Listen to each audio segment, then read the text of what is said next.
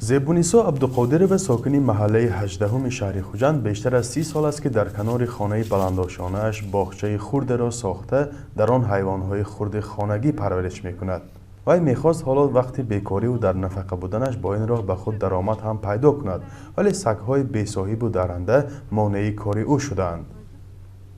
نبیرم عروسی اومده یک تا خرگوش گرفتگی بود. همون خرگوش ما زیاد کرد تو 70 تا برآورد. همین یک روز کوچک اومد سگ اومدگیش این نبود. 28 تا 30 تا کنده لخ لخ کرد. با فرا رسیدن سردی‌ها به گفته ساکنان افزایش این نوع حیوان‌ها بیشتر در کناره‌های شهر خوجند به نظر می‌رسد.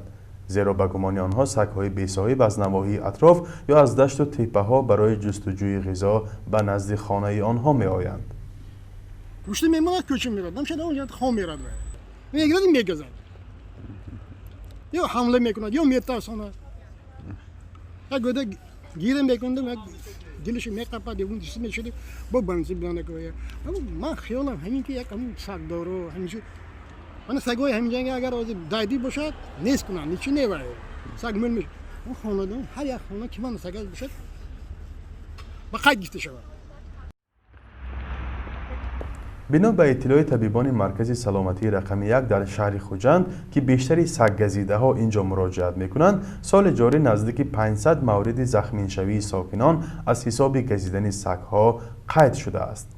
همون وقتی که آدم سالم را آن سگ دایدو میگذد آنها به بیماری معالجه نشونده یعنی بیماری هاری دچار شدنشان ممکن. مسئولان اداره بهداشتی در فصل سرما تحت نظارت قرار دادن همه سگ‌های کوچگی را یک کار بیرون از امکان می‌دانند و در سال گذشته در پی مراجعت ساکنان از سوی کمیسیون ویژه در شهر خوجند زیاده از 700 سگ دایدو نابود کرده شده بود. امسال برای پیشگیری بیماری هاری حدود 400 عدد سگ‌های به قید گرفته شده را امگذرانی کردند، ولی شمار زیادی سگ‌های بی‌صاحب را با یکجایگی مقامات انتظامی محو نمودند.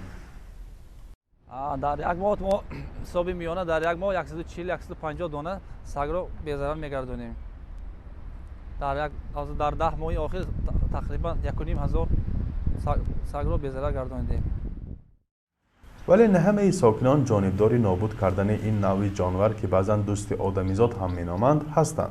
حتی اگر بیمار و بی‌صاحب باشد هم و محو کردن سگ‌های دایدو را از نگاه طبیعت انسانی کار درست نمی‌حسابند. رحم می‌بیاد می سگ‌ها که والله هم خیلی حالت دوچار شدگی مثلا خوراک نمی‌رسد و حالا خنوب یگان جای پشت و پناه ندارن مانده یگان خیلی جان است که مکان است که تو همونهای گیرد و وای کنن نگاهی بین کنن. شهرداری خوجند نیز بارها از عزم ساختن یک پناهگاه برای نگاهبین سگ‌های دایدو در شهر را خبر داده بود، ولی مسئولان نظارتی این حیوان‌ها میگویند حالا این کار با خروج پاندمی کووید 19 در نقشه نیست. فرزان محمدی، رادیو آزادی، شهر خوجند.